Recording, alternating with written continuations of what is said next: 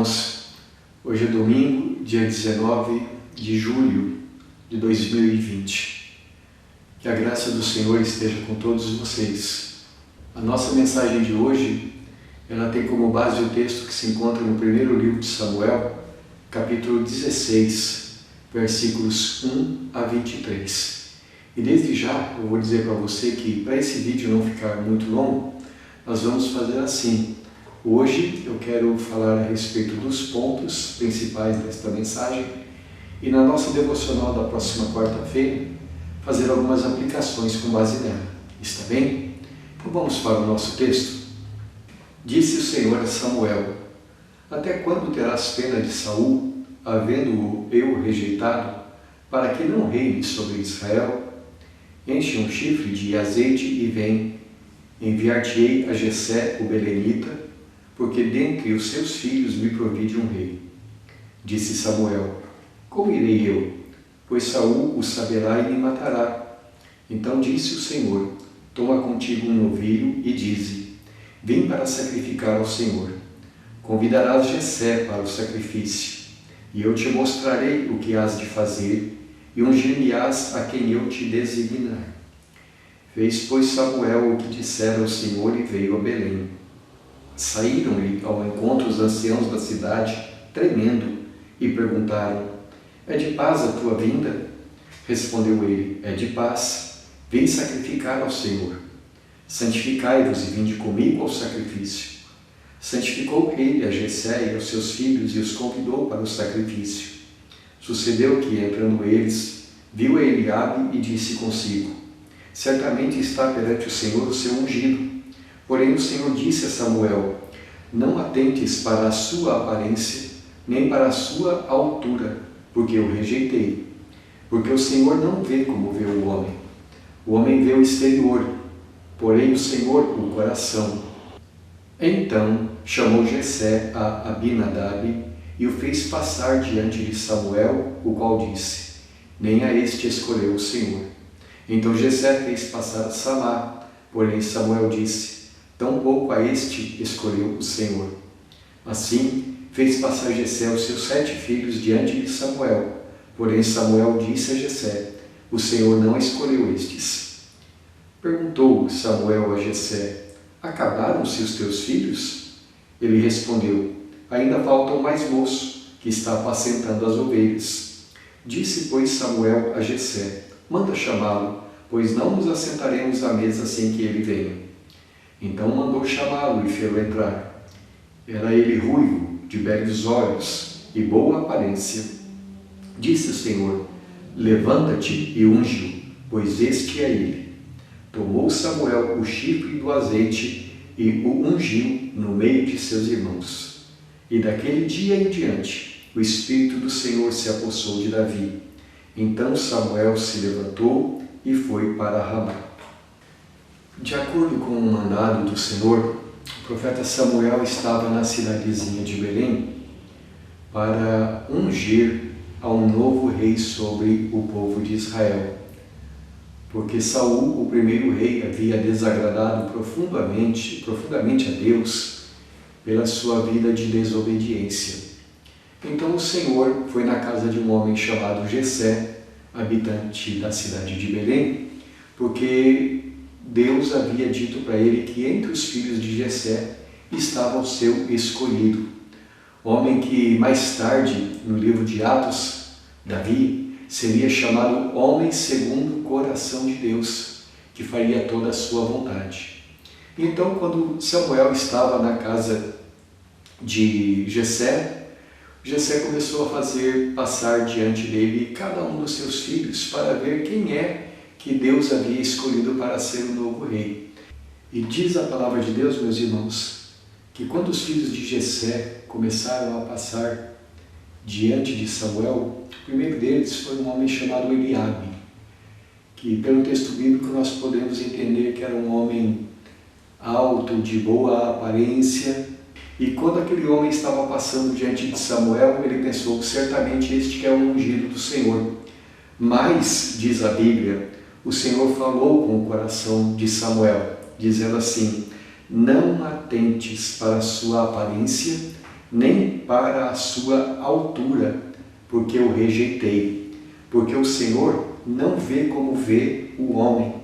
O homem vê o exterior, porém o Senhor o coração. O homem vê o exterior, mas Deus olha para o coração. Ele disse para Samuel: então não se impressione com a altura deste homem, não se impressione com a sua aparência. Aqui nós temos palavras, meus irmãos, que descrevem um princípio muito importante, no qual nós devemos fixar a nossa mente todos os dias da nossa vida. Deus está mais interessado naquilo que somos por dentro do que aquilo que os homens podem ver por fora. Às vezes uma pessoa pode, exteriormente falando, ser muito religiosa, mas Deus sabe quando a nossa religião é autêntica e quando ela é apenas um simulacro, quando ela é apenas de aparência. Isso é um princípio que pode e deve ser aplicado a muitas áreas da nossa vida. Então Samuel, ouvindo a instrução do Senhor, acabou ungindo como novo rei de Israel uma pessoa que ninguém da família esperava, tanto que Jessé nem havia feito passar Davi perante Samuel, mas era justamente aquele jovenzinho que Deus estava escolhendo para ser o seu rei sobre o seu povo escolhido. Samuel estava apenas olhando aquilo que é aparente, mas Deus é mais sábio e diz para Samuel como é que ele deveria se comportar. Irmãos, por causa do nosso pecado, por causa das nossas limitações, nós temos a tendência de fazer exatamente como Samuel estava fazendo naquela hora. Mas Deus é maravilhoso, instruiu o seu servo que ele deveria aprender a pensar diferente, aprender a ouvir a voz de Deus para tomar decisões segundo a vontade de Deus. E da mesma forma como Samuel precisou ouvir a Deus e aprender com Deus, nós precisamos também. E é para isso que a Bíblia nos foi dada, para que nós aprendamos a pensar dentro das nossas limitações mais alto. Aprendemos a olhar a vida e pensar na vida do ponto de vista de Deus. Então, eu gostaria de meditar com vocês a respeito disto agora. E como eu disse, fazer algumas aplicações na nossa devocional da próxima quarta-feira. Para Deus, o homem interior é mais importante do que o homem exterior. Por exemplo, o que nós somos por dentro é mais importante do que o que nós estamos fazendo por fora. O que se passa por dentro, na mente, no coração, é o que tem valor diante de Deus. As nossas motivações. As coisas que nós fazemos, é claro que são muito importantes e é claro que nós devemos valorizá-las. No entanto, o que Deus quer ver antes de tudo são as motivações pelas quais nós fazemos alguma coisa. Por exemplo, o Senhor Jesus, falando a respeito da maneira como nós devemos segui-lo, se quisermos ser fiéis discípulos dele, ele fala a respeito da nossa justiça, isto é, dos atos que nós fazemos como filhos de Deus. Em Mateus capítulo 6, versículo 1, Jesus diz assim: guardai-vos de exercer a vossa justiça diante dos homens, com o fim de serdes vistos por eles. Doutra sorte, não tereis galardão junto de vosso Pai Celeste. A princípio, meus irmãos, parece que Jesus está aqui contradizendo a si mesmo naquilo que ele já havia falado em Mateus capítulo 5, quando ele diz que as nossas boas obras devem ser vistas pelos homens de tal maneira que os homens, vendo as nossas boas obras, glorifiquem o nosso Pai que está nos céus. Agora aqui Jesus parece falar diferente quando ele diz assim: olha, tomem cuidado para não exercer a justiça de vocês diante dos homens com o fim de serem vistos por eles. Do contrário, vocês não terão uma recompensa, um galardão diante do Pai Celestial. O que Jesus está querendo nos ensinar nos dois lugares? Primeiramente, em Mateus capítulo de número 5, o Senhor Jesus está dizendo que nós devemos viver uma vida de boas obras, porque nós, como seguidores dele, devemos viver na prática do bem, de tal modo que ele até usa uma expressão muito elogiosa para nos descrever, quando ele diz assim: vós sois o sal da terra, vós sois a luz do mundo. Neste mundo de trevas, neste mundo de pecado, a vida de vocês deve brilhar, deve glorificar a Deus. Agora, quando o Senhor Jesus está falando isso em Mateus capítulo 5, ele está falando, entre outras coisas, que a nossa vida exterior deve ser produto daquilo que nós somos por dentro. Se nós formos verdadeiramente seguidores dele, é inevitável que a nossa maneira de viver chame a atenção do mundo lá fora. No entanto, o Senhor Jesus aqui em Mateus capítulo 6 está dizendo para nós que na medida em que nós vivemos a vida cristã, o nosso alvo principal não deve ser o de que os homens olhem para nós e digam assim: nossa, como aquela pessoa é boa, como aquela pessoa é espiritual. Não, nós devemos viver a nossa vida com o propósito de, em primeiro lugar, agradar a Deus. Se nós vivermos nos preocupando com aquilo que os homens estão pensando de nós, em primeiro lugar, não demorará muito para nós vivermos uma vida de hipocrisia. Como diria uma amiga minha, para inglês ver, isto é, para as pessoas apenas observarem o nosso lado exterior.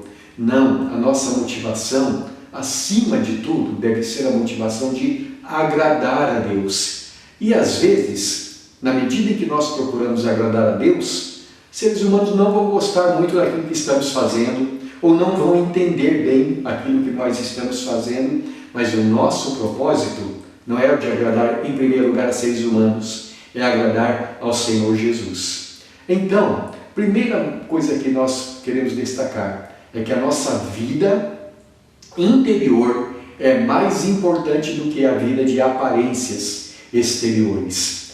Quando o Senhor Jesus vai desenvolvendo este tema aqui em Mateus capítulo 6, ele cita como exemplo para nós três áreas ou três aspectos muito importantes do nosso relacionamento com Deus. Então, por exemplo, no capítulo 6, versículo 2 aqui de Mateus, ele diz assim: quando, pois, deres esmola, não toques trombeta diante de ti, como fazem os hipócritas, nas sinagogas e nas ruas, para serem glorificados pelos homens. Em verdade vos digo que eles já receberam a recompensa. Aqui o Senhor Jesus está falando para pessoas profundamente religiosas e que tinham seus líderes religiosos, eram tidos como pessoas piedosas, espirituais, mas que, segundo o juízo do Senhor Jesus, aquela realidade que eles aparentavam não era realidade, era hipocrisia. Então ele fala a respeito de pessoas que gostavam muito de, diante das pessoas, diante dos demais, demonstrar o seu amor para com o próximo através do dar esmolas. Dar esmolas, ajudar as pessoas necessitadas, é um aspecto importantíssimo da nossa vida com Deus.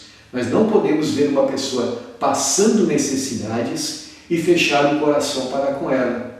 Ao contrário, devemos ajudá-las na medida da nossa capacidade e às vezes até além daquilo que nós poderíamos dar normalmente. Isso é muito importante, porque como diz o livro de Provérbios, quem dá ao próximo empresta a Deus, isto é, está agradando a Deus, está fazendo a vontade de Deus.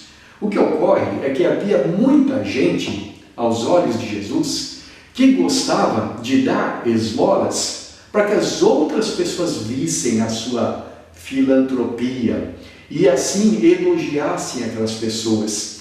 E Jesus diz assim: olha, tome cuidado, quando você for ajudar alguém, quando você for dar uma esmola, não faça isso para que os outros olhem para você e digam como você é bondoso, como você merece elogios.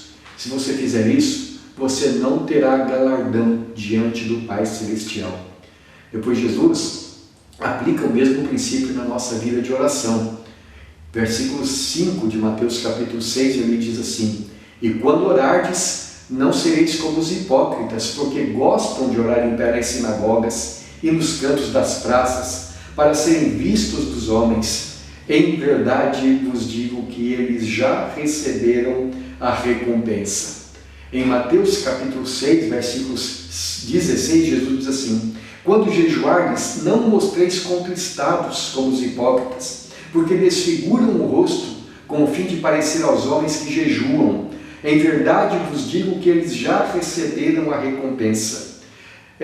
Em Mateus capítulo 15, versículos 7 a 9, Jesus diz assim: hipócritas, bem profetizou Isaías a vosso respeito, dizendo: este povo honra-me com os lábios, mas o seu coração está longe de mim. Em vão me adoram, ensinando doutrinas que são preceitos de homens. Veja, nesses últimos 3 textos, Jesus toca em 3 outros aspectos importantíssimos. A nossa vida de oração é um deles. E Jesus, é claro, nos ensinou a orar junto com outras pessoas em Mateus capítulo 6. Ele mesmo orava na presença dos seus discípulos. Mas o que ele está dizendo é que havia algumas pessoas que oravam na presença de outros com o propósito de serem vistos. Jesus falou: esse não é o propósito da oração. O propósito é agradar ao Pai Celestial. Então, quando você estiver orando, que esta seja a motivação do teu coração. Da mesma forma, quando você estiver jejuando. E aí, no capítulo 15, ele fala de outro aspecto importante, a questão do nosso culto. Diz que muita gente adorava a Deus em vão, com os lábios. Adoram-me com os lábios, honram-me com os lábios, diz o Senhor, mas o seu coração está longe de mim. Uma pessoa pode estar no culto, pode estar cantando, orando, aparentemente prestando atenção na palavra de Deus, porém a cabeça está longe, o coração está longe de amar o Senhor, de devotar-se a Ele, está mais preocupado com as suas vãs doutrinas humanas, doutrinas que são preceitos de homens, do que com aquilo que diz a palavra de Deus. Eu quero citar mais 2 referências. Em Colossenses capítulo 3, versículo 22 a 24, o apóstolo Paulo está falando a respeito da nossa vida profissional. E ele diz assim aos servos, isto é, aqueles que naquela época poderiam ser hoje mais ou menos chamados de empregados: obedecei em tudo ao vosso Senhor segundo a carne, não servindo apenas sob vigilância, visando tão somente agradar homens, mas com singeleza de coração, temendo ao Senhor. Tudo quanto fizerdes, fazei-o de todo o coração, como para o Senhor, e não para homens, cientes de que recebereis do Senhor a recompensa da herança. A Cristo, o Senhor, é que estais servindo. Veja, até na vida profissional lá fora, tudo que você está fazendo é claro que é importante, mas muito mais do que você está fazendo, as suas motivações, a quem você está servindo. Você não está servindo em primeiro lugar a homens, mas está servindo ao Senhor Jesus Cristo. Portanto, concluindo esta primeira parte, diz o apóstolo Paulo, ou melhor, citando o apóstolo Paulo, em 1 Coríntios 10, 31, está escrito assim: portanto, quer comais, quer bebais, ou façais outra coisa qualquer, fazei tudo para a glória de Deus. Esta é a grande razão pela qual, em João 4, 24, está escrito: Deus é Espírito, e importa que os seus adoradores o adorem em espírito e em verdade. O que fazemos é importante, mas mais importante do que fazemos, as nossas motivações, os nossos propósitos, o porquê fazemos. Em segundo lugar, o que somos por dentro é mais importante do que o que aparentamos por fora. 1 de Pedro, capítulo 3, versículos 3 e 4, dirigindo-se às mulheres santas, às mulheres que pertencem a Deus, Pedro escreveu assim: não seja o adorno da esposa, o que é exterior, como o frisado de cabelos, adereços de ouro, aparato de vestuário. Seja, porém, o homem interior do coração, unido ao incorruptível trajo de um espírito manso e tranquilo, que é de grande valor diante de Deus. O que faz uma mulher bonita? A gente poderia perguntar e responder a partir do que Pedro está dizendo. Não é o adorno exterior. A palavra usada pelo apóstolo aqui é a palavra cosmos, de onde vem a nossa palavra cosméticos. A gente até poderia parafrasear dessa maneira. É claro que Pedro não está dizendo, meus irmãos, que é pecado uma mulher usar cosméticos, ficar com uma aparência mais bonita do que ela já é. Você se lembra da história de Esther, como ela se preparou durante um ano para ficar bonita para o momento em que ela iria se apresentar na presença do rei. Então isso não é pecado.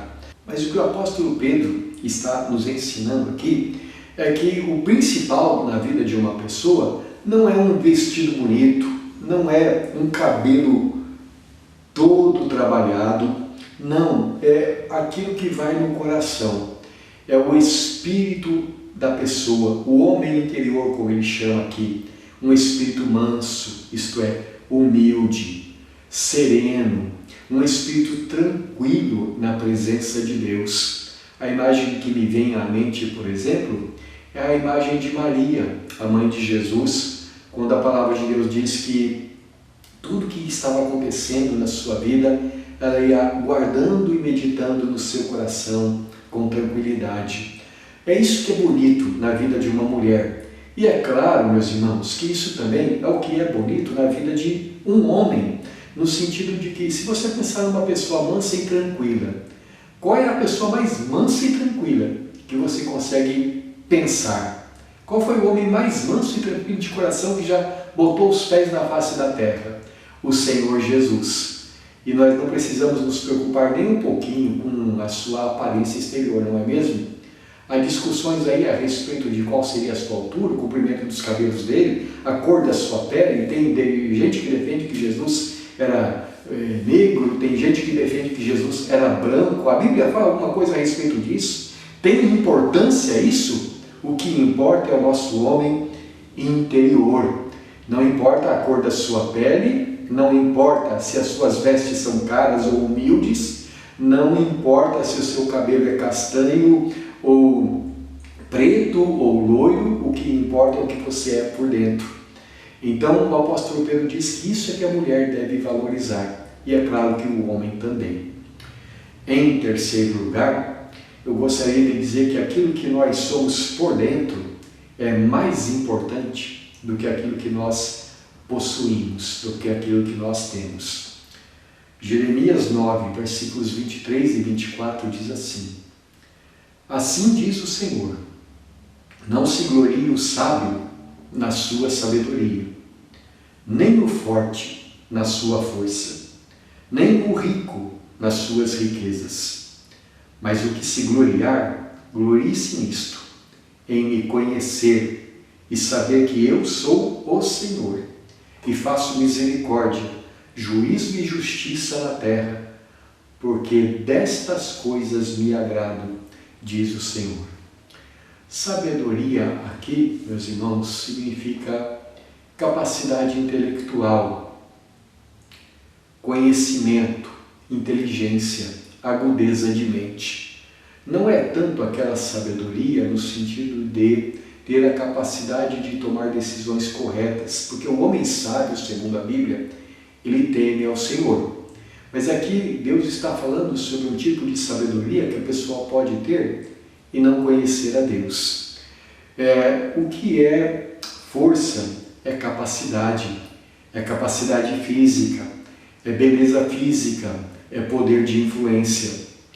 Às vezes nós nos comportamos como se sabedoria, força física fossem as coisas mais importantes na vida de alguém. Às vezes nós nos comportamos como se riquezas, dinheiro, poder aquisitivo fossem as coisas mais importantes na vida de alguém. Tem gente que mente por amor ao dinheiro, tem gente que mata, tem gente que é desonesta nos negócios, trapaceia. Há pessoas que julgam que a posição social é a coisa mais importante na vida, os bens materiais. Mas Deus diz assim, que nada disso seja a tua glória. Ou como diria o apóstolo Paulo mais tarde, longe de mim esteja gloriar-me, a não ser na cruz de Jesus Cristo. Jesus é a nossa glória. O conhecimento de Deus deve ser a nossa glória. Isso é que deve ser importante. E por último, meus irmãos, ligado a este terceiro aspecto, que conhecer a Deus é mais importante do que qualquer coisa que nós possamos ter, as coisas da alma são mais importantes do que as coisas de fora, as coisas materiais.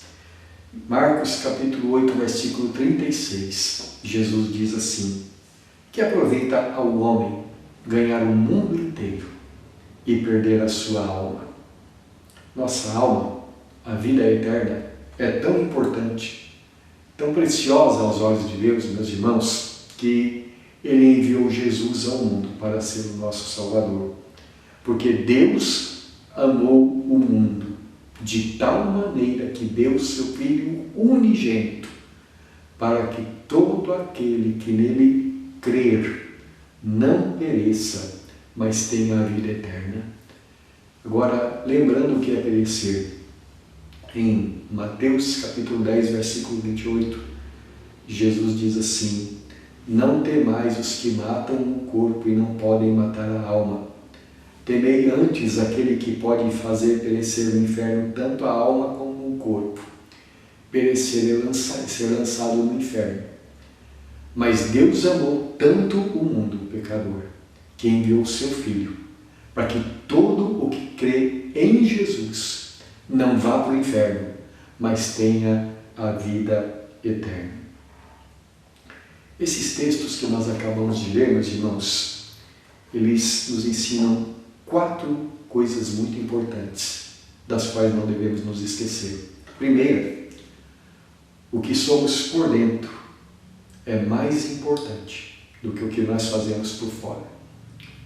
Segundo, o que somos por dentro é mais importante do que aquilo que nós aparentamos por fora.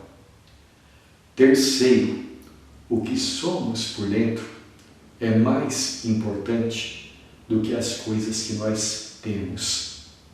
E quarto, as coisas da alma são mais importantes do que as coisas materiais. Vamos orar, meus irmãos. Ó Senhor, nós agradecemos a Ti pela Tua santa palavra e porque ela nos ensina a olhar as coisas, a olhar a vida do Teu ponto de vista. Dá-nos a Tua sabedoria, ó Deus.